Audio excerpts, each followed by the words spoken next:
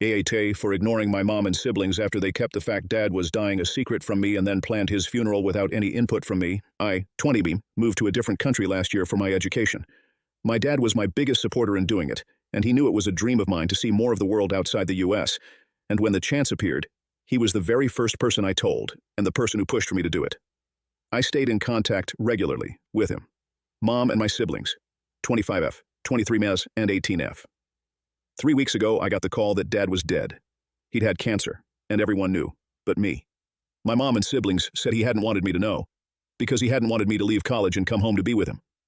But I never got to say goodbye. Things had been quieter lately, but I was busy, and everyone at home said they were too.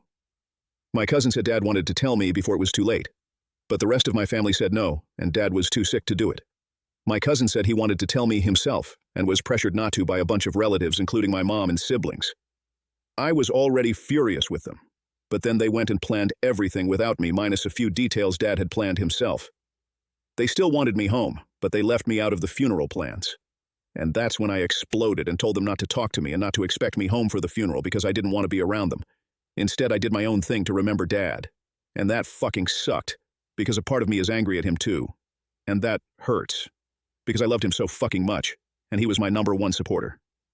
My mom and siblings keep trying to talk to me, but I've ignored every call and text because I want to yell at them and tell them they're all fucking dead to me. And they can never make up for this. And I can't figure out if it's grief talking or not, but I have never been this angry. And now, I have 2 angry aunts coming for me for doing this to my mom when she lost her husband, and my siblings when they lost Dad too. In my aunt's eyes, I'm punishing my mom and siblings for Dad dying and making this all about me. AITA,